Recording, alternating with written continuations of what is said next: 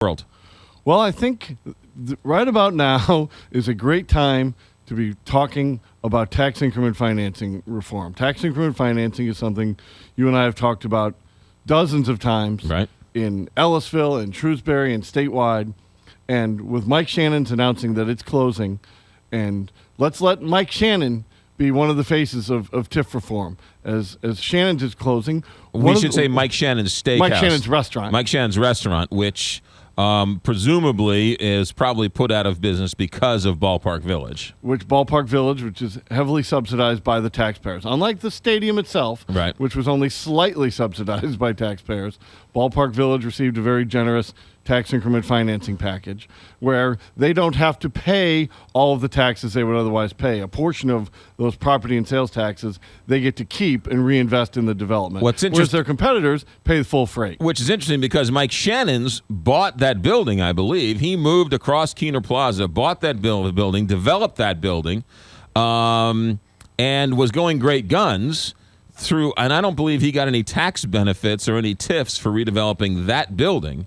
Maybe he did, maybe he didn't. But it was going great guns, and then Ballpark Village came along and then sucked all the energy out of the area.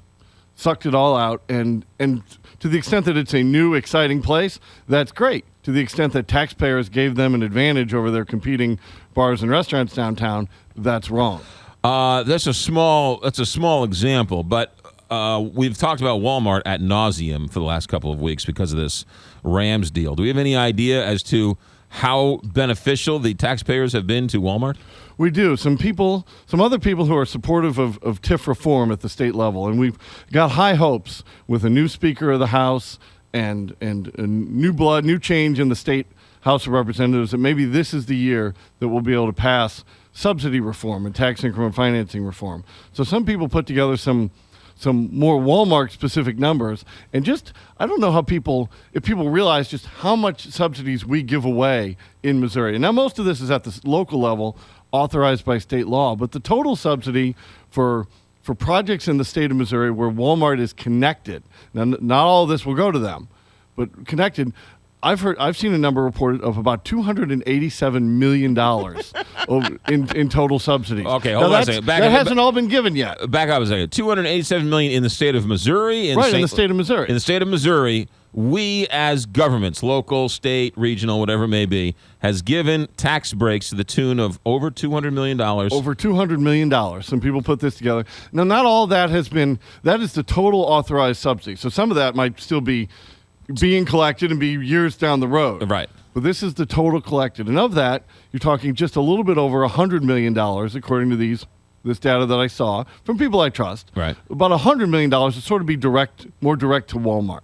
So, and I don't have anything against Walmart. I occasionally shop at Walmart. Right. And their competitors get TIFs as well. I mean, there was a big fight in St. Charles just a few years ago over a TIF for Schnucks in downtown St. Charles, which the county rejected, and then the city passed over the county's rejection. Right. And that was a Schnucks. And there's a huge subsidy coming for a new Whole Foods in the Central West End. But some of their competition gets benefits. So the Schnucks does, the Targets do, the Home Depot, the Lowe's, but not the Meninos, not the Schnorr's Hardware, right? So, I mean, some of the competitors get it. The big boys get it. But the local businesses don't get any of this money. They very rarely do. I mean, you're favoring the big box stores, the giant retailers, over small mom and pops, and that's wrong. And you're also, to Schnucks and Deerberg's and some others' credit, they've been supportive of reform efforts because they know that while they may engage in it,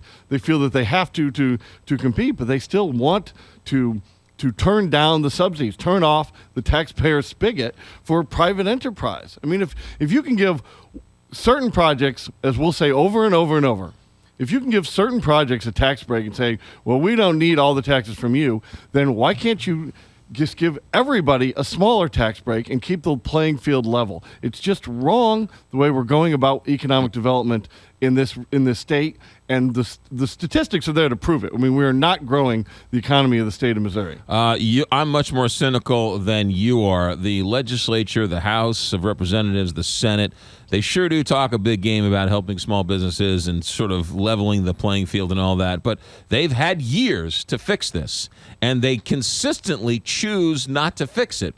And they could, with a couple of votes, simply protect one town from invading another town. They could fix it all tomorrow, and they could have for years, and they just choose not to.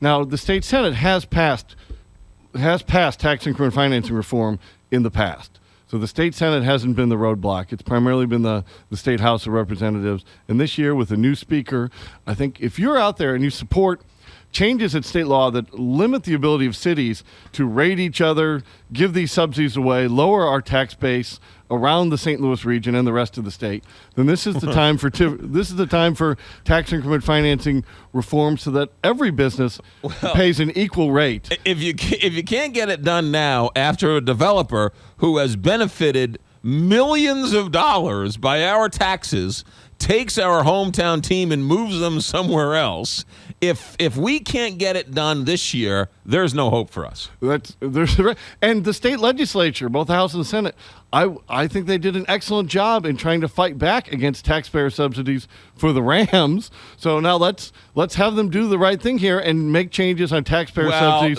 for other companies too. That's so interesting because they were against government funding of Stan Kroenke's stadium, but they sure don't have a problem with government subsidies of Stan Kroenke's developments.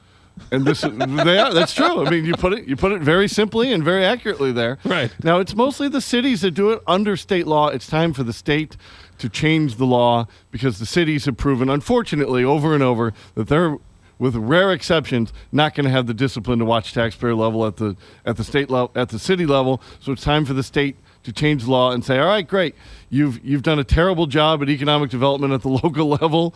We're going to not allow you to do this anymore. Yeah, hypocrisy is running rampant down in Jefferson City. Boy, they sure did hold their feet to the fire on any state money for that stadium. But the minute the man wants to build a Walmart shopping center, they're tripping over themselves to give him money.